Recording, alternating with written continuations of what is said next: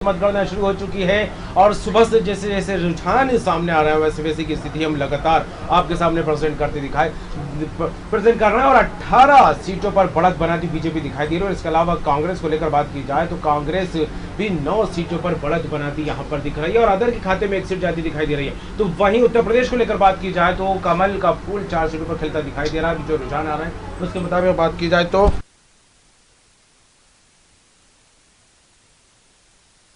दिखाई दे रही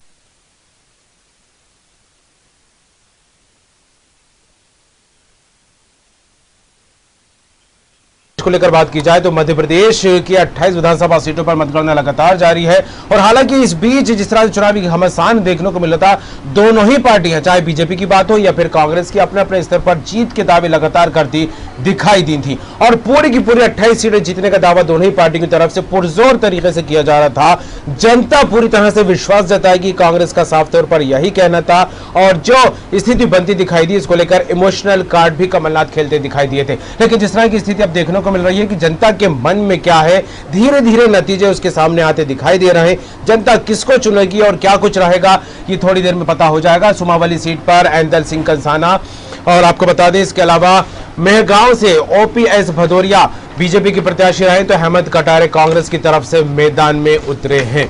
इन दोनों की किस्मत का फैसला आज होने वाला है। इसके अलावा अंबाला सीट को लेकर बात की जाए तो कमलेश यादव बीजेपी की तरफ से, सत्य प्रकाश सखवार कांग्रेस प्रत्याशी बनकर मैदान में उतरे हैं। मतगणना लगातार जारी है। गिरिराज दंडोतिया बीजेपी के प्रत्याशी बनकर दिमनी से उतरे और इसके अलावा कांग्रेस उम्मीदवार रविंद्र सिंह तोमर से उनका मुकाबला रहा है दिमनी विधानसभा सीट पर। आशा दोहरे को लेकर बात की जाए तो अशोकनगर विधानसभा सीट से उतरी है मैदान में कांग्रेस की तरफ से, तो वहीं जजपाल सिंह जज्जी कमल का फूल लेकर मैदान में उतरे थे। अब दोनों में मुकाबला काफी कड़ा देखा जा रहा है। इसके अलावा जसवंत जाटव छित्री बीजेपी प्रत्याशी है तो प्रागागी लाल जाटव कांग्रेस उम्मीदवार बनकर मैदान में थे। इनकी भी किस्मत दांव पर लगी हुई है। ईवीएम में जो है ईवीएम में इनकी किस्मत कैद हो चुकी है। सुनील शर्मा कांग्रेस प्रत्याशी बनकर मैदान में उतरे थे ग्वालियर से, तो प्रद्युमन सिंह तोमर ग्वालियर प्रत्याशी बनकर बीजेपी के मैदान में थे। मुन्नालाल गोयल को लेकर बात करें तो ग्वालियर पूर्व से उम्मीदवारी इनके पास थी बीजेपी की और कांग्रेस की तरफ से सतीश सिकरवार मैदान में उतरे थे। भांडेर विधानसभा सीट काफी चर्चित सीट रही। फूल सिंह बरैया कांग्रेस की तरफ से, रक्षा संतराम सनोनिया यहां से बीजेपी की तरफ से मैदान में थी। फूल सिंह बरैया को लेकर काफी कुछ आपने राज्यसभा चुनाव को लेकर भी देखा था। और मुरैना विधानसभा सीट रघुराज सिंह बीजेपी की तरफ से, तो राकेश मावाई कांग्रेस की तरफ से मैदान में उतरे हैं। गोहद रणवीर सिंह जाटव को बीजेपी ने उम्मीदवार बनाया था, तो इसके अलावा मेवाराम जाटव पर कांग्रेस ने भरोसा जताया है। देखने वाली बात होगी कि जनता किसको चुनती है। सुरेश धाकड़ को लेकर बात करें तो पोहरी विधानसभा सीट से मैदान में थे बीजेपी की तरफ से। हरिवल्लभ शुक्ला कांग्रेस की तरफ से प्रत्याशी बनकर चुनावी मैदान में उतरे थे। कड़ा मुकाबला हर एक सीट पर देखने को मिला। जौरा विधानसभा सीट को लेकर बात करें तो पंकज उपाध्याय कांग्रेस की तरफ से, सूबेदार सिंह राजोधा बीजेपी की तरफ से जौरा विधानसभा सीट से मैदान में थे। अनूपपुर काफी चर्चित सीट है, ये भी यहाँ पर बता दें आपको। बिसाऊ लाल सिंह बीजेपी की तरफ से उम्मीदवार हैं। विश्वनाथ सिंह कुंजाम कांग्रेस के उम्मीदवार है। बिसाऊ लाल सिंह का हाल ही में जो बयान आया था उसको लेकर काफी चर्चाएं सीट बटोरती दिखाई दी थी। बमोरी को लेकर बात करें कन्हैया लाल अग्रवाल कांग्रेस की तरफ से मैदान में है, तो महेंद्र सिंह सिसोदिया अपनी किस्मत आजमा रहे हैं बीजेपी की तरफ से। मनोज चौधरी हाटपिपलिया से उम्मीदवार है बीजेपी, तो राजवीर सिंह बघेल कांग्रेस प्रत्याशी बनकर मैदान में उतरे थे हाटपिपलिया सीट से। और इसके अलावा बात करें माधानता सीट को लेकर तो उत्तम राज नारायण सिंह कांग्रेस प्रत्याशी बनकर मैदान में है, तो नारायण पटेल पर भरोसा बीजेपी ने जताया। ब्रजेंद्र सिंह यादव मुगावली सीट की बात करें तो यहां से ब्रजेंद्र सिंह यादव बीजेपी की तरफ से। कन्हैया राम लोधी है कांग्रेस की तरफ से।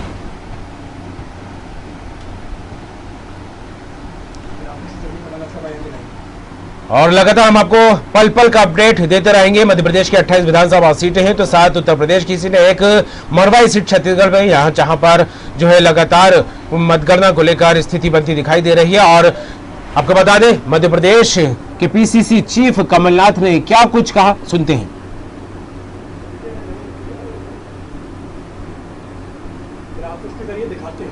और आपको दिखाते हैं ग्राफिक्स के जरिए मध्य प्रदेश के पीसीसी चीफ और पूर्व मुख्यमंत्री कमलनाथ ने क्या कुछ कहा है। भोपाल पूर्व सीएम कमलनाथ का बयान सामने आया भोपाल से। आपको बता दें मतगणना लगातार जारी है। इस बीच उन्होंने कहा है कि मुझे मतदाताओं पर पूरा विश्वास है। अभी भी वही बात कहते नजर आ रहे हैं पूर्व मुख्यमंत्री कमलनाथ। सच्चाई का साथ देगी जनता, 1 घंटे में रुक जाइए और आश्चर्यजनक नतीजे सामने होंगे, कमलनाथ का यही कहना है। और आपको बता दें भोपाल से यह खबर है, इस वक्त की बड़ी खबर आपको बता दें, कमलनाथ का बयान सामने आया है मतगणना के बीच। उन्होंने कहा है कि मुझे मतदाताओं पर पूरा विश्वास है और सच्चाई का साथ देंगे, मध्य प्रदेश का भविष्य सुरक्षित रखेंगे। 1 घंटे रुक जाइए, आश्चर्यजनक रिजल्ट आएगा, उनका कहना है कमलनाथ का। पूर्व मुख्यमंत्री और पीसीसी चीफ कमलनाथ ने यह बात कही है। और हालांकि जनता के विश्वास को लेकर लगातार वो कहते रहे, जब से चुनावी माहौल बनता दिखाई दिया है मध्य प्रदेश में, तब से वो ये बात कहते दिखाई दे रहे हैं कि मध्य प्रदेश की जनता हम पे एक बार फिर भरोसा जताएगी। खरीद फरोख्त को लेकर उन्होंने अपनी आवाज बुलंद की थी, इसको मुद्दा बनाते हुए भी कांग्रेस मैदान में थी।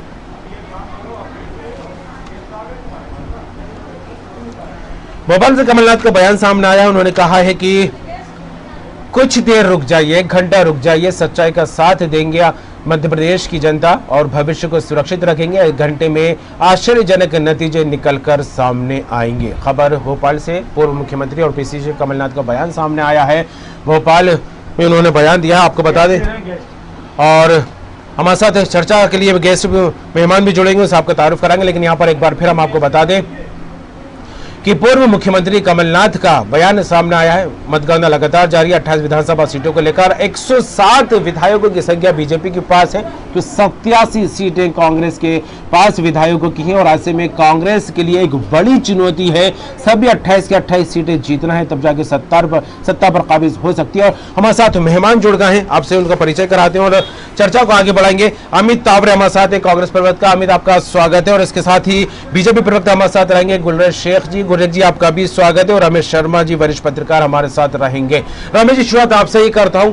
चुनावी जिस तरह से माहौल बना था मध्य प्रदेश में 28 विधानसभा सीटों के उपचुनाव को लेकर, काफी सरगर्मियां देखने को मिली, आरोप प्रत्यारोप का दौर भी लगातार देखने को मिला, काफी कड़ा कंपटीशन बनता दिखाई दिया इस बीच। और बड़ी चुनौती दोनों ही के सामने, एक तरफ सत्ता को बरकरार रखना है, तो दूसरे को सत्ता जो खो चुकी है उसको वापस पाना है। किस तरह देखें इन चुनाव को और जो नतीजे निकल कर आ रहे हैं अभी? देखिए, मोटे तौर पर इतिहास में पहली बार कि कहीं इतनी बड़ी पर उपचुनाव होते हैं। जी, जब बाबा के साथ संविधान की जब निर्माण किया तो उसमें ये व्यवस्था दी कि का निधन हो जाता है, लेकिन जब ये लिख रहे कि इतनी बड़ी संख्या, अब संविधान ने ये व्यवस्था दी है तो 5 साल का देना, मूल्यांकन हुआ, काम किया, पब्लिक के काम हुए नहीं हुए जी। उसके बाद तो यदि उससे काम किए, संस्था 12 नेता देखी है और देश किए तो लिखित नया प्रयोग भारतीय जनता पार्टी हाल तक क्षमता के बाद यहाँ पर एक विधायक भी होता है, वहां पर ये लोग अपना मुख्यमंत्री तो लगता है जनता के नाम से सब कुछ देख। चलिए अभी चर्चा आगे बढ़ाएंगे। हमारे साथ दो और मेहमान हैं, गुलरेज शेख बीजेपी की तरफ से, रमेश शर्मा जी हैं वरिष्ठ पत्रकार, दोनों से चर्चा आगे करेंगे। लेकिन उससे पहले सुनाते हैं दिग्विजय सिंह का क्या कुछ कहना है। ये मुझे फोन पे पोस्टल बैलेट, फोन पे पेश कर दे मुझे। और जो पोस्टल बैलेट में 80 साल की उम्र के ज्यादा, दिव्यांग और सस्पेक्टेड कोविड पेशेंट्स, इसमें तो कांग्रेस के लोगों को वोटर लिस्ट ही नहीं मिल पाई, कौन कौन वोट डालने जा रहा है, तो वो तो होना ही था। मैंने कहा हुआ है कि जनता वर्सेस प्रशासन चुनाव हो रहा है। अब देखिए ईवीएम के खुलने दीजिए, पता पड़ेगा। सुना आपने दिग्विजय सिंह का क्या कुछ कहना है। उन्होंने साफ तौर पर यह कहा है कि जनता वर्सेस प्रशासन ये चुनाव है। सत्ता की उन्होंने बात भी नहीं की है और पार्टियों को लेकर बात नहीं की, सिर्फ उन्होंने यही कहा है कि जिस तरह के बैलेट पेपर को लेकर बात की जाए तो प्रत्याशियों को यही नहीं पता है कि किस किस को वोट डालने जाना है। कोविड-19 मरीजों को लेकर बात की जाए, बैलेट पेपर से जिस तरह से मतदान होना था। वापस स्टूडियो लौटेंगे, हमारे साथ मेहमान जुड़े हुए हैं। रमेश शर्मा जी, क्या किस तरह देखे इस चुनाव को इतिहास में पहली बार एक साथ 28 विधानसभा सीटों पर उपचुनाव हो रहे हैं और जिस तरह का घमासान लगातार मध्य प्रदेश में देखने को मिल रहा है और जो मुद्दों की राजनीति होनी चाहिए थी वो कहीं ना कहीं बीच में से गुम होती दिखाई दी। व्यक्तिगत आरोप लगातार लगते दिखाई दिए और अभी जो रुझान निकलकर सामने आ रहा है 28 पर कमल का फूल जो है आगे बढ़ता दिखाई दे रहा था, 9 सीटों पर हाथ का पंजा। किस तरह देखें? देखिए, मोटे तौर पर इसमें कोई शक नहीं कि ये चुनाव में जितना तनाव या घमासान का है इतना किसी भी चुनाव में देखने को नहीं मिला। बिल्कुल। दूसरा, कहीं ना कहीं इसमें प्रयुक्त होने वाली शब्दावली या राजनीतिक दलों द्वारा लगाई गई ताकत, ये भी चुनाव में बहुत अद्वितीय रही। और खास बात ये रही कि दोनों ही दलों ने, यद्यपि ग्वालियर चंबल संभाग की 16 सीटें थी, बाकी सीटें 10-12 सीट बाहर की थी, लेकिन दोनों ही दलों ने ग्वालियर चंबल संभाग में ज्यादा ताकत लगाई। और ये जो चुनाव नाम आए हैं, जैसे एग्जिट पोल भी आया और अपन लोग भी जिस तरीके से चर्चा कर रहे थे, अभी हालांकि ट्रेंड आया है, अभी परिणाम के लिए हमें कम से कम तस्वीर जो क्लियर होगी वो 12 बजे के आसपास क्लियर हो पाएगी। अभी हमको कम से कम 1-1.5 घंटे और इंतजार करना है।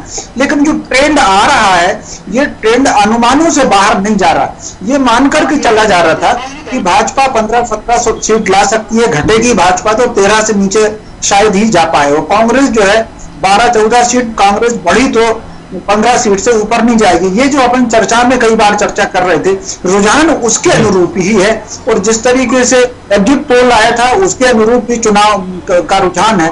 तो मोटे तौर पर उपचुनाव ये रुझान के परिणाम है। 1-2 क्षेत्रों में जरूर कुछ उलटफेर हो रही है। आगर मालवा जो भाजपा की सीट थी वहां कांग्रेस लीड कर रही है, जौरा जो कांग्रेस की सीट थी वहां भाजपा लीड कर रही है। बाकी स्थानों पर कोई बहुत बड़ा परिवर्तन होने की स्थिति में नहीं है। और इस चुनावों के 2 कारण है खास तौर से। एक तो उपचुनाव में ज्यादातर मतदाता सत्तारूढ़ पार्टी की तरफ थोड़ा सा झुकता है, उनको लगता है कि सत्तारूढ़ के साथ रहेंगे तो विकासकारी होंगे। तो दूसरे ग्वालियर चंबल संभाग में इसमें कोई शक नहीं कि भाजपा के भीतर कुछ सैबोटेज तो हुआ होगा, लेकिन जो लोग कांग्रेस से आए हैं वो अपने साथ कुछ वोट प्रतिशत लेकर के आए हैं। जो भाजपा का सैबोटेज हुआ होगा तो उनका वोट प्रतिशत पूरा हुआ होगा। तो कुल मिलाकर इसके अलावा अगर परिणाम से और भी कमजोर तो कांग्रेस का काम 15-20 सीट करके भी नहीं चलता। कांग्रेस को कम से कम 24 सीट जीतना चाहिए थी, 25 सीट जीतती तो ज्यादा कंफर्टेबल हो सकती थी। भाजपा का काम 5-6 सीट जीतने से भी चल जाता। यद्यपि भाजपा को बहुमत के लिए 8-9 सीट की आवश्यकता है, लेकिन अगर वो 5 सीट भी आ जाती ले लेती तब भी उसका काम चल जाता। इसलिए अपन लोग ये मान करके चल रहे थे कि सत्ता का परिणामों में होने की संभावना नहीं है और उसी के अनुरूप ये परिणाम दिख रहे हैं। बिल्कुल रमेश जी, और जिस तरह चर्चा के दौरान आपने भी बार बार यही जिक्र किया था और कहीं ना कहीं अभी जो शुरुआती रुझान है उसके हिसाब से वो स्थिति बनती दिखाई देने लगी है। गुरुनाथ जी क्या कहेंगे? अभी आपने भी सुना दिग्विजय सिंह का क्या कुछ कहना था मत पत्रों को लेकर, उन्होंने बात कही। उन्होंने कहा कि बैलेट पेपर को लेकर जिस तरह से स्थिति साफ होनी थी वो फिलहाल साफ नहीं हुई है कि कोविड-19 मरीजों को कितने लोगों को जाना है, क्या है, इसको लेकर उन्होंने बात कही। उन्होंने कहा कि कौन वोट डालेगा इसको लेकर स्थिति साफ नहीं हुई थी। लेकिन चुनाव को लेकर उन्होंने कहा कि ये चुनाव जो है प्रशासन वर्सेस जनता रहा है। तो क्या कहें इसे लेकर गुरलेश जी? देखिए, दिग्विजय सिंह जी की आप बात करें तो कलाकार लोग हैं, बहुत कुछ बोलते हैं और उन्होंने पहले भी कहा था बोलने से कुछ होता है क्या। इन्होंने भी कहा था कि हमारे विधायकों को बंदी बना रखा है और बेंगलोर से निकलने नहीं दे रहे, जब बाहर निकलेंगे तो सब बातें करेंगे। क्या हुआ बाहर निकलते थे कि वे इनके ऊपर ही सबसे ज्यादा प्रहार किए। देखिए, आप मान के चलिए ये जो चुनाव है ये कांग्रेस बनाम बीजेपी से ज्यादा कांग्रेस बनाम जनता है, क्योंकि जनता को कांग्रेस ने ठगा था, जनता को उन्होंने धोखा दिया था, जनता से उन्होंने झूठे वायदे किए थे। और लोकतंत्र की जो कसौटी होती है उस पर वायदों का बड़ा महत्व होता है, मैनिफेस्टोस का बड़ा महत्व होता है। और जिसको कहते हैं अकाउंटेबिलिटी को सेट करने वाले चुनाव है। भविष्य भी पार्टी कम से कम मध्य प्रदेश की जनता के साथ झूठे वादे नहीं कर सके, इस चीज को भी फिक्स करने वाले चुनाव है। और चुनाव का आपको नतीजे आते हुए दिख रहे हैं मुझे, लेकिन अभी लग रहा है कि 1 घंटे होंगे तो हो सकता है कि 25 सीटें भाजपा की झोली में आएंगी। जी चलिए अमित जी, क्या कुछ कहेंगे? दिग्विजय सिंह का बयान भी आपने सुना और कमलनाथ का हाल ही में जिस तरह से बात निकलकर सामने आई, उनका भी साफ तौर पर कहना कि जनता जो है पूरा विश्वास कांग्रेस पर जताती दिखेगी। अभी तो शुरुआत है, देखिए क्या क्या होता है। किस तरह देख रहे हैं जिस तरह के शुरुआती रुझान निकलकर सामने आ रहा है अमित जी? देखिए, दिग्विजय सिंह जी एकमात्र ऐसे नेता है कि जो वो बोलते हैं वो थोड़े दिन बाद जरूर उससे विवाद मचता है, लेकिन वो बात सच होती है जी। और वो कभी भी अपने बयान से पलटते नहीं है। जैसा कि जब मानेसर के विधायकों को लेके जाने वाले थे, उससे 2 दिन पहले दिग्विजय सिंह जी ने कहा था कि मेरे पास वो है कि हमारे विधायकों को लोक प्रलोभन की कोशिशें की जा रही है। उसके बाद क्या हुआ, ये पूरे मध्य प्रदेश ने देखा और पूरे देश ने देखा। सही बात। अब दूसरी बात, मध्य प्रदेश की सरकार की यदि बात करें तो हमने सबने देखा है कि किस तरीके से यहाँ पे चुने हुए प्रतिनिधियों को अपनी कर्म भूमि से इतना डर लग रहा था कि वो उन लोगों ने बेंगलोर जाकर रणनीति को बनाना पड़ा। तो किस तरीके से बेंगलोर में भारतीय जनता पार्टी के लोगों के होटल में बैठकर भारतीय जनता पार्टी के नेताओं के साथ लंच में दिखाई दिए, ब्रेकफास्ट में दिखाई दिए, और यहाँ तक कि जब वो मध्य प्रदेश वापस आए तो जिस विमान में ये लोग आए थे उस विमान में भारतीय जनता पार्टी के नेता सवार। तो मुझे लगता है कि इससे ज्यादा बताने की और की जरूरत नहीं है। मैं आपको बताऊं एक बहुत अच्छी बात कि मैं भी चुनाव में मुझे प्रचार करने का मौका मिला, और जब मैं मतदाताओं के बीच गया तो कई मतदाताओं का मुझसे ये कहना था कि भाई जब विधायकों को ये अधिकार है तो हम मतदाताओं को भी अधिकार मिलना चाहिए कि हम भी अपना वोट वापस ले लें, हमको यदि लगे तो कहीं ना कहीं ये जो गलत परिपाटी भारतीय जनता पार्टी 2014 से डाल रही है कि निश्चित तौर पे लोकतंत्र के लिए खतरा है, संविधान के लिए खतरा है। मैं आपसे फिर बोलूंगा कि यदि कोई भी सरकार चुनी जाती है तो 5 साल के लिए चुनी जाती है और उसके बाद उसका मूल्यांकन होना चाहिए। ये संविधान के तहत प्रक्रिया। अब अलग अपना संविधान यदि भारतीय जनता पार्टी बना रही है तो इसमें भारतीय जनता पार्टी जाने और एक जी बिल्कुल रमेश जी। और इन 28 विधानसभा चुनाव को लेकर देखा जाए तो इसकी जो शुरुआती तस्वीर है बेंगलोर से निकलकर सामने आई थी, और वही एक मेन बिंदु बनकर यहाँ पर दिखाई दिया है कि बेंगलोर में जिस तरह से तस्वीरें निकलकर सामने आई, उसके बाद जो कयास लगाए गए थे और एकदम सत्ता परिवर्तन होता है, और वही चीज मुद्दा बनकर मतदान के दिन तक जो है हावी होता दिखाई दिया मध्य प्रदेश के सियासी पटल पर। और खरीद फरोख्त की बात लगातार होती रही है, और अभी अमित तावरे भी ये चीज कहते दिखाई दिए कि दिग्विजय सिंह जो बात कहते हैं आगामी दिनों में सच होती दिखाई देती है। तो क्या लगता है जिस तरह से विधायकों को लेकर बार बार बात निकलकर सामने आ रही थी, उसको किस तरह देखा जाए? रमेश जी जरा दोहराइए फिर से। जी रमेश जी, जिस तरह से विधायकों को लेकर बात की जाए, क्योंकि पूरी चुनावी जो स्क्रिप्ट की शुरुआत हुई थी बेंगलोर में बैठकर हुई थी, और वहीं से जो तस्वीर बदलकर निकलकर सामने आई थी, उसके बाद जो मुख्य बिंदु बना बेंगलोर का पॉइंट ही बना है, और उसके बाद जो है उपचुनाव की स्थिति बनती यहां पर दिखाई दी। तब से लेकर चुनावी मतदान तक जो है एक मुद्दा गरमाता रहा, वह खरीद फरोख्त को लेकर, विधायकों की संख्या को लेकर। किस तरह देखें इस पूरे चुनावी समीकरण को? देखिए, मोटे तौर पर यह मुद्दा स्वाभाविक रूप से कांग्रेस का मतदाता था, उसमें तो हम ये गुस्सा मान सकते हैं। अगर हम मतदाता के स्तर पर देखेंगे तो मध्य प्रदेश में लगभग 80% मतदाता या 75% मतदाता वो पार्टियों का मतदाता है, और वो कोई भाजपा का मतदाता है, कोई कांग्रेस का मतदाता है। इसके अलावा अगर आप देखें तो 10% मतदाता जो होता है वो मुद्दों के आधार पर वोट करता है, 5% माहौल देख करके वोट करता है, 10% मतदाता ऐसा होता है जो उम्मीदवार की छवि को भी देखेगा, अपने रिलेशन को भी देखता है, मैं किससे काम करा सकता हूं नहीं करा सकता हूं, ये चीजों को भी देखता है। इस तरीके से मतदान होता है। तो स्वाभाविक रूप से कांग्रेस के मतदाता में इस बात का जरूर गुस्सा रहा होगा कि ये वोट हमारा खराब गया। लेकिन चूंकि ये सारे के सारे लोग जो चुनाव अब लड़ रहे हैं वो कांग्रेस से चुनाव नहीं लड़ रहे हैं, वो भारतीय जनता पार्टी से चुनाव लड़ रहे हैं। तो कहीं ना कहीं भारतीय जनता पार्टी के आम कार्यकर्ताओं को फिर से पार्टी सत्ता में बनी रहे, इसके लिए वो वोटों के प्रति लगभग समर्पित रहा। वो फिर कहीं अगर भाजपा का सैबोटेज हुआ होगा, कुछ सीटों पर जरूर सैबोटेज हुआ है, नोटिस भी इसमें जारी किए गए हैं। ग्वालियर की सीट है, सांची की सीट है, हाटपिपलिया की सीट है, सुहासरा में भी कहीं खबरें आई थी। तो लेकिन जो लोग कांग्रेस से आए हैं वो अपने साथ भी कुछ वोट का प्रतिशत लेकर के आए हैं, उस आधार पर जो सैबोटेज का घाटा है वो काफी कुछ पूरा हो गया है। जहां जहां भी ये लोग जीते थे 2018 में, इनमें से 25 लोग हैं तो 25 लोगों में से मान करके चलिए तो उन 25 में से 16 लोग तो कम से कम जीत करके आ ही रहे हैं। जो संख्या घट रही है 9 लोगों की संख्या घट रही है।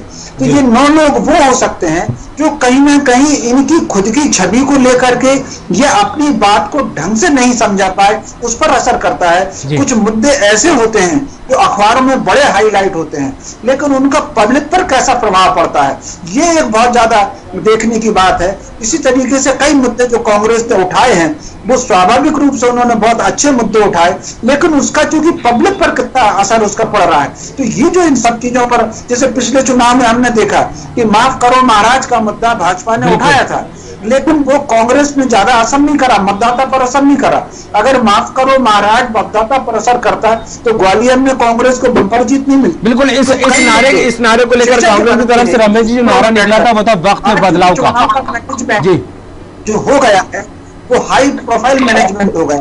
तो उसमें कौन सा मुद्दा काम करेगा कौन सा नहीं करेगा ये बहुत मायने रखने की चीज है। तो इस मुद्दों ने बहुत ज्यादा असर नहीं करा, ये इस चुनाव परिणाम से हमको दिख रहा है। जी बिल्कुल, क्या कहेंगे गुरुदेव जी, माफ करो महाराज और अब की बार शिवराज, हमारे नेता शिवराज, इस तरह का नारा 2018 में बुलंद हुआ था तो कांग्रेस ने कहा था वक्त है बदलाव का। बदलाव भी हुआ, लेकिन उसके 15 महीने बाद एक और बड़ा बदलाव मध्य प्रदेश की सियासत में देखने को मिला। कांग्रेस छोड़ बीजेपी में नेता आते दिखाई दिए हैं। इस बदलाव का असर बीजेपी में कितना हुआ था वो भी तब जब कांग्रेस का चेहरा रहे सिंधिया एक बार एकदम जो है बीजेपी में आते हैं और बीजेपी की तरफ से वो चेहरा फिर एक बार ग्वालियर चंबल संभाग में बनता दिखाई देता है। क्या कहीं से लेकर गुरु जी? देखिए, हमारे लिए ज्योतिरादित्य सिंधिया जी कोई गुरु जी यहाँ पर रोकूंगा। आपकी पार्टी की प्रत्याशी इमरती देवी का क्या कहना सुनते हैं? थोड़ा सा मुझे के यहाँ से निकलती हूँ, मैं बजरंगबली पे पूरा विश्वास करती हूँ, भोलेनाथ पे विश्वास करती हूँ और मैं बहुत दिल से ईश्वर को चाहती हूँ और जनता को मैं बहुत दिल से चाहती हूँ। तो जनता आज देख रहे हो, लोगों ने कुछ भी कहा लेकिन मेरी जनता मेरा साथ देगी और मेरा ही नहीं भारतीय जनता पार्टी की कई ऐसी सीटें आएंगी, 1-2 सीट कमलनाथ जी को मिलेगी। तो कुछ भी बोलते रहे, बोलने से कुछ नहीं। उनने जो महिला का अपमान किया था उसका बदला आज बजरंगबली उन्हें देंगे। भोलेनाथ अखिलेश्वर महाराज बैठे हैं, वो उनका बदला पूरा का पूरा 100 के 100%, 110% और आगे काफी आत्मविश्वास से लबरेज नजर आ रही हैं इमरती देवी। क्या कहेंगे गुरलेश जी, बात चल रही थी ज्योतिरादित्य सिंधिया को लेकर, उनके चेहरे को लेकर। जी गुरलेश जी, गुरलेश जी आवाज मिल रही है आपको? चलिए अमित जी क्या कहेंगे? इमरती देवी का आपने भी सुना जी। गुरलेश जी क्या कहेंगे जी? ज्योतिरादित्य सिंधिया के चेहरे को लेकर बात चल रही थी, चेहरा वही है लेकिन पार्टी बदल गई है, क्या कहेंगे?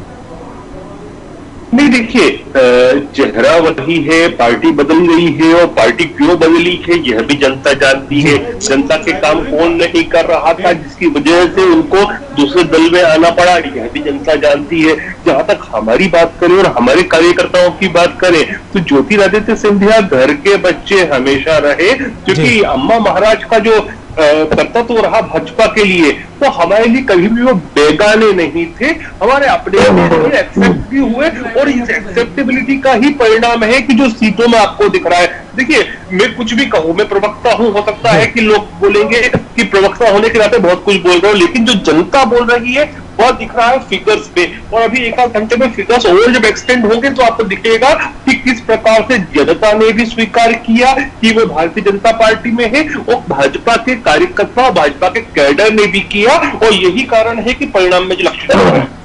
चलिए बिल्कुल अमिताभ ने, मैं इमरती देवी की बात को लेकर आपसे फिर रुख करूंगा, लेकिन सीधे चलेंगे न्यूज रूम। हमारे साथ जुड़ गई मेरी सहयोगी सुनीता पटेल और ताजा अपडेट लेंगे। हालांकि जिस तरह से रुझानों को लेकर बात की जाए, 17 पर बीजेपी अपनी बढ़त बनाती दिखाई दे रही है तो 10 सीटों पर कांग्रेस आगे चलती दिखाई दे रही है। सुनीता अगर रुख करेंगे, सुनीता क्या कुछ अपडेट निकलकर सामने आ रहा है रुझानों को लेकर?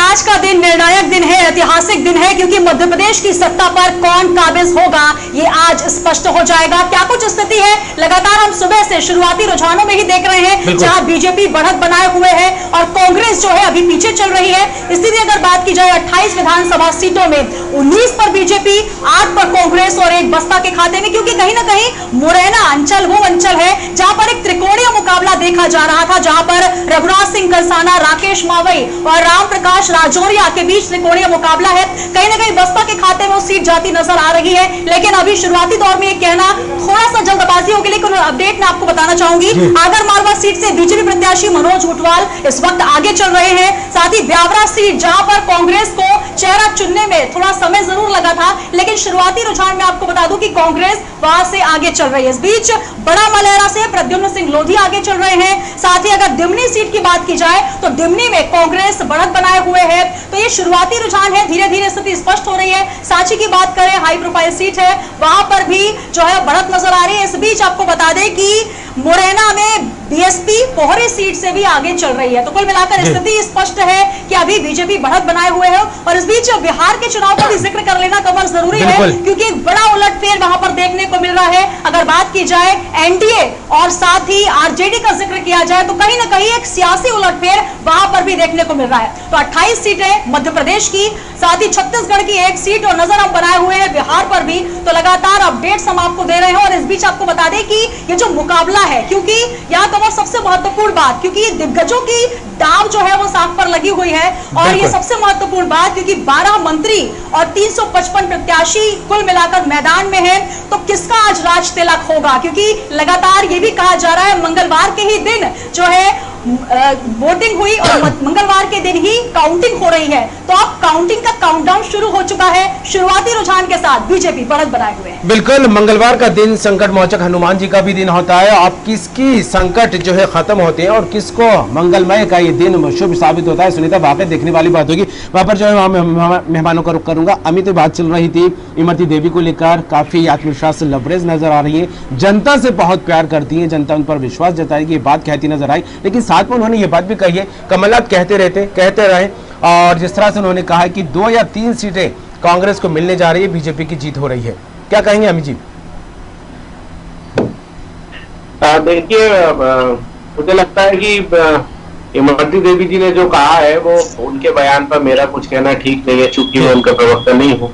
एक कांग्रेस का एक कार्यकर्ता होने के नाते मैं आपको पूर्णतः विश्वास दिलाना चाहता हूं, क्योंकि मैं लगातार संपर्क हूं और मेरे पास जो रिपोर्ट आ रही है वो 12 जगह पर कांग्रेस आगे है और 17 जगह पर अभी बीजेपी टाइम कर रही है। तो थोड़ा सा मुझे लगता है कि अभी इंतजार करना चाहिए, जैसा कि हमारे आदरणीय पत्रकार रमेश शर्मा जी ने भी कहा है। और दूसरी बात, जैसा कि हमारे भारतीय जनता पार्टी के मित्र ने कहा कि विकास नहीं हो रहा था, इसलिए जो है वो विधायकों ने पार्टी छोड़ी। तो ताजा उदाहरण देखें, दमोह के विधायक राहुल लोधी ने जो है वो पार्टी को अलविदा कहा। तो 6 महीने से हमारी सरकार तो थी नहीं, 6 महीने से तो शिवराज सिंह चौहान जी के मुख्यमंत्री थे। तो आखिर शिवराज जी ऐसे कौन सा काम कर रहे थे दमोह का राहुल लोधी जो उनको पार्टी छोड़ना पड़ी, या फिर शिवराज सिंह चौहान जी ने ऐसी कौन सी शर्त रखी जब तक पार्टी नहीं छोड़ोगे तो हम दमोह का विकास नहीं करेंगे। क्योंकि ये सब बातें जो है बेमानी है, कहीं ना कहीं सौदेबाजी की राजनीति पे जो भारतीय जनता पार्टी कराई है, ये सबको स्पष्ट तौर पर दिख रहा है। और आने वाले वक्त में जनता जनार्दन जो है इसका जवाब जरूर देगी। चलिए, जनता के मन में क्या है वाकई इसका जवाब धीरे धीरे निकलकर सामने आ रहा है। रमेश शर्मा जी, बात चल रही थी से सीटों को लेकर, जिस तरह से रुझान निकलकर सामने आ रहा है और जो दावे पुरजोर तरीके से दोनों ही पार्टियों की तरफ से किए जा रहे थे, वो दावे थे पूरी की पूरी 28 सीटें जीतने को लेकर। लेकिन रुझान को देखा जाए तो 17 पर बीजेपी बढ़त बनाती दिखाई दे रही है और 10 पर कांग्रेस आगे चलती दिखाई दे रही है। लेकिन त्रिकोणीय मुकाबला भी कुछ सीटों पर देखने को मिला है। रमेश जी, तो क्या लगता है इनका असर कितना देखने को मिल सकता है? जी रमेश जी, रमेश सर, आपको आवाज मिल रही है मेरी? जी हाँ, मुझे मिल रही है आपकी आवाज। जी रमेश जी, मौके तो जी करते चलिए, दावे अपनी जगह हो सकते हैं सब लोगों का, सीट का और वोट के प्रतिशत का, लेकिन ये जो रुझान अभी आ रहा है ये कहीं ना कहीं जनता के भीतर की बात का आ रहा है। और इस समय नेताओं ने जो भी बयान कमलनाथ जी के रहे हों, जो बयान भाजपा के नेता के रहे हों, मोटे तौर पर कहीं ना कहीं एक वो जो समय रहा करता था कि नेता जनता के बहुत करीब रहा करता था, आज कहीं ना कहीं वो जनता और नेता के बीच की दूरियां तो हैं। इन दूरियों के कारण जनता की नब्ज क्या है ये कई बार नेता समझ नहीं पाते। और जहां तक विकास का सवाल है, मोटे तौर पर जो उनका वचन पत्र था कांग्रेस का 2018 का वचन पत्र वाकई वो बहुत प्रभावी था। विशेषकर उसमें से जो 2 मुद्दे आए थे, एक तो किसानों की ऋण मुक्ति का मुद्दा आया था और दूसरा बेरोजगारों को भत्ते का आया था। इसने स्वाभाविक रूप से बहुत उसमें मतलब काम किया और कांग्रेस उसी कारण उसको बहुमत मिला। लेकिन उसके बाद जो किसानों के ऋण मुक्ति वाला जो मुद्दा था, उसमें बहुत सारे जो नियम कि किसको मिलेगा और किसको नहीं मिलेगा, और उसमें जो किस्तों में जारी किया उसमें कहीं ना कहीं थोड़ी सी निराशा तो आई। तो हालांकि उसके बाद नई सरकार ने 10,000 रुपए जो 6,000 केंद्र की थी उससे 10,000 किया, फसल बीमा योजना, तो इसको लेकर कहीं ना कहीं किसानों में थोड़ा सा रुझान कम हुआ। और आप अगर देखेंगे, जो मैंने पहले भी अपने चैनल पर कहा है कि मत का प्रतिशत, ग्रामीण क्षेत्र के मत का प्रतिशत वो कांग्रेस की बार से घटेगा। अब उसमें है वो प्रश्न नहीं है, ग्रामीण क्षेत्र का प्रतिशत उपचुनाव में कांग्रेस का कम होगा, ये मान करके चलिए। और वही मुझे लग रहा है इस रिजल्ट को प्रभावित कर रहा है। तो अब जो जिस तरीके से 2 घंटे के 3 घंटे के 2.5 का रुझान है, भाजपा 17-18 पर रुक रही है, कांग्रेस 8-10 के आसपास। तो लग रहा है कि भाजपा अब 15-16 से नीचे जाने की संभावना नहीं है, कांग्रेस की 10 से ऊपर जाने की अब संभावना दिख नहीं रही है। तो कुल मिलाकर के परिदृश्य जो है शाम को तक ऐसा ही उभर करके आएगा। चलिए, बिल्कुल 10:30 बज चुके हैं और रुझान धीरे धीरे निकलकर सामने आते रहा। हम अपने दर्शकों को एक बार फिर बता दें, लगातार पल पल की स्थिति हम आपके सामने प्रेजेंट करते रहेंगे। मैं तीनों ही मेहमानों को यहाँ पर रोकना चाहूंगा। गृह मंत्री डॉक्टर अमित शाह का क्या कहना है, सुनाते हैं। शुरुआती अभी है और आखिरी भी संतोषजनक ही रहेंगे। भारतीय जनता पार्टी पे खोने को क्या है? जो कुछ खोना है कांग्रेस को खोना है, सोचे तो वो सोचें। हम प्रारंभ से कह रहे थे कि भारतीय जनता पार्टी बहुमत की सरकार बनाएगी। आप देखिए कितने उत्साहजनक परिणाम है। अभी और आगे बढ़ेंगे हम, और आगे आएंगे, आखिरी तक वो ऐसे ही कहते रहेंगे। आप आखिरी भी सुनना उनकी, वो क्या कहते हैं। और फिर जो मतदान के दूसरे दिन उन्होंने ट्वीट किए थे, वो भी उस पर भी बोलूंगा मैं आज।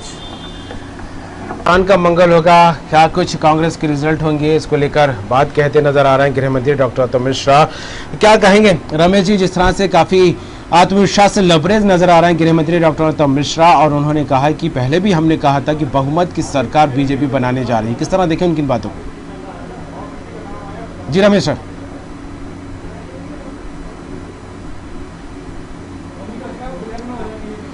चलिए गुरेश जी, आपका रुख करूंगा। मुद्दों को लेकर बात की जाए तो विकास की बात लगातार आपकी तरफ से कही जाती रही है, और सत्ता परिवर्तन को लेकर बात की जाए, जिस तरह से मुद्दा आपने बनाया इस पूरे चुनावी मैदान में, वो रहा किसान कर्ज माफी। लेकिन जिस तरह से भरोसा और विश्वास की बात आप कहते नजर आ रहे हैं, कांग्रेस पर बार बार यही आपकी तरफ से कहा जाता रहा है कि जो वादे किए थे वो पूरे नहीं किए गए। इसके चलते जो है सत्ता से कांग्रेस की सरकार गिरती दिखाई दी है। लेकिन 15 साल बीजेपी का राज रहा मध्य प्रदेश में, 3 बार मुख्यमंत्री बनकर रहे सीएम शिवराज सिंह चौहान, तो तब एक बड़ा बदलाव 2018 में देखने को मिला। तो क्या लगता है उस बदलाव के बाद अब 15 महीने बाद एक बार फिर बीजेपी को लेकर आप दावे करते दिखाई दे रहा है, इस बार कितने दावों में सच्चाई होगी और किस तरह देखेंगे कांग्रेस के वचन पत्र को?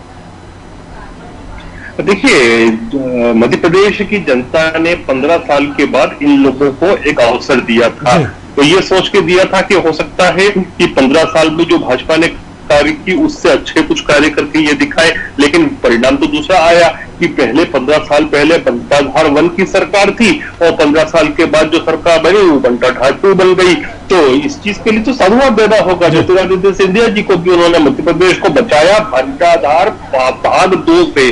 और आप ये देखिए कि हमने कितना काम किया था उन 15 वर्षों में भी, जहां मध्य प्रदेश का बजट हुआ करता था 20,000 करोड़, उसको 2 लाख करोड़ पर लेकर आए। जिस मध्य प्रदेश के अंदर केवल 18 से 20% जो प्रसव होते थे महिलाओं के वो संस्थागत हुआ करते थे, उसको 86% पे ले आए। जहां मेडिकल और डेंटल कॉलेज की कुल संख्या 7 हुआ करती थी, उसको 36 पर ले आए। सड़कों का जाल हो, नहरों का जाल हो, कृषि का रकबा हो, इन 0% पे किसानों को ऋण मिलना हो, बच्चियों की शादियां करवाना हो, तो इन सब चीजों को आप देखिए मध्य प्रदेश की जनता ने एक अच्छी सरकार देखी थी और कांग्रेस को इसीलिए मत दिया था उनके उनके वादों को देख करके हो सकता है उससे भी अच्छी थे, लेकिन ये तो 15 साल पीछे करने में लग गए थे। तो फिर फाइनली जनता का रुख दिख रहा है ना।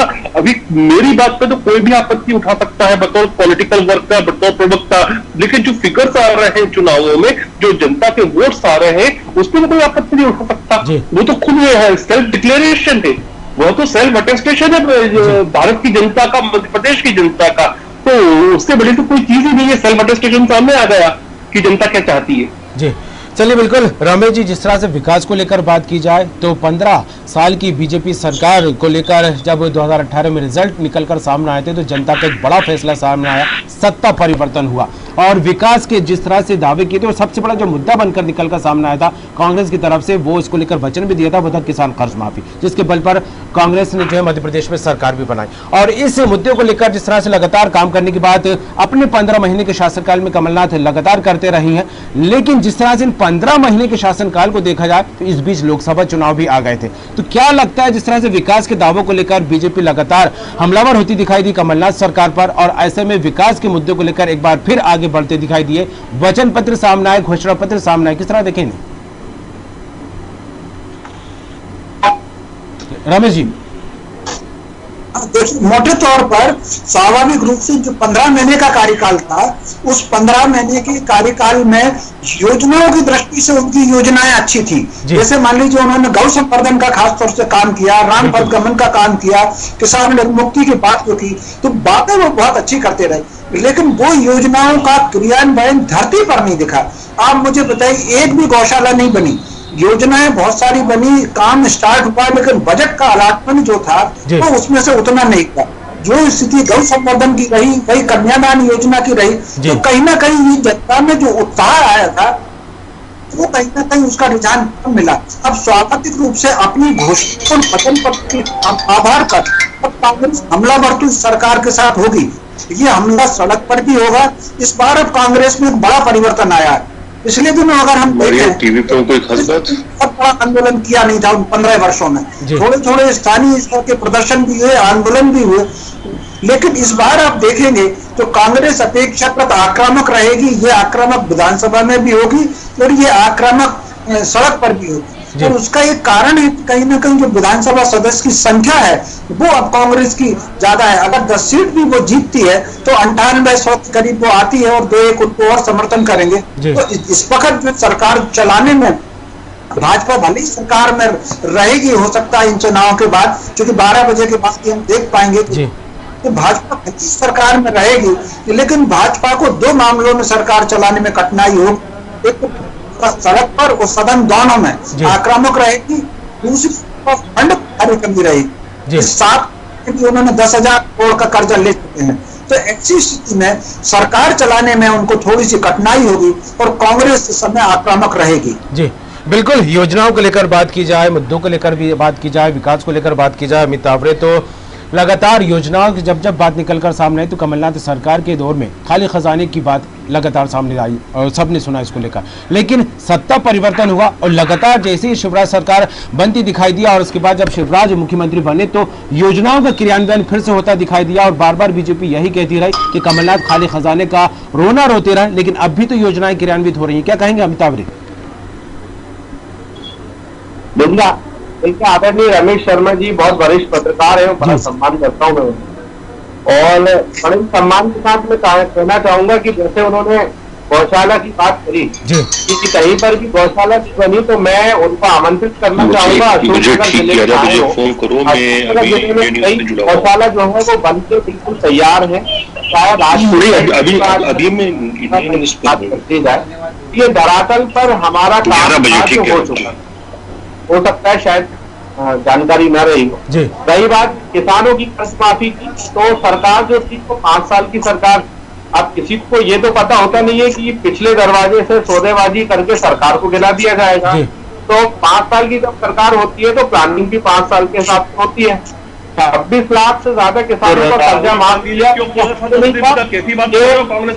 महोदय, राहुल गांधी ने झूठ क्यों बोला था मंदसौर में आकर कि 10 दिन में किसान की कर्ज माफी नहीं हुई तो मुख्यमंत्री बदल दूंगा? ये बहुत आफत है। जी अमित, बात जारी रखिए अमित। सॉरी, जो बात करो तो अजीब बात है ना। बुलंदेल भाई, ये भारतीय जनता पार्टी का कार्यालय नहीं है, हम चैनल पे बैठे हैं। बिल्कुल अमित तावरे, गुरनाथ जी मैं रुक आपका रुख करूंगा, आपको वक्त दूंगा। अमित तावरे अपनी बात जारी रखिए। जब आपका समय आए तो आप बोलिए। जी आप अपनी बात जारी रखिए। क्योंकि यदि बात राहुल गांधी जी की करोगे आप, तो फिर मैं मोदी जी की भी बोलूंगा कि 2 करोड़ रोजगार कहाँ है बता दीजिए। चर्चा के मंच पे आप बैठे हैं, चर्चा होगी तो सबका जिक्र होगा। अमित जी अपनी बात जारी रखिएगा, है ना।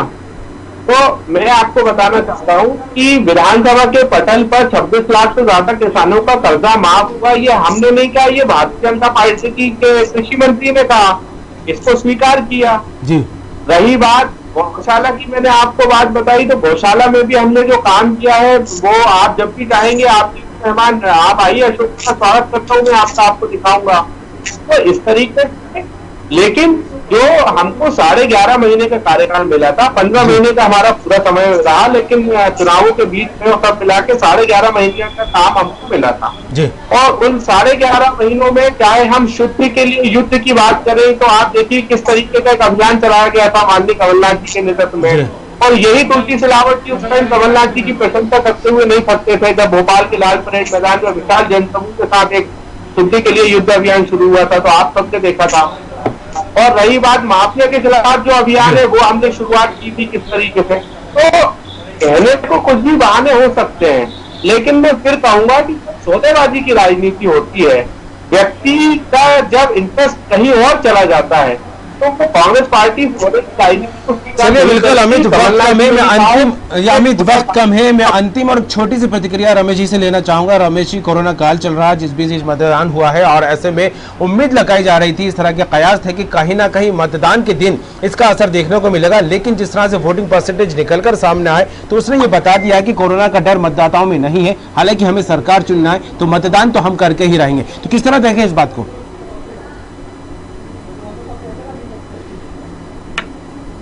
जी रमेश जी।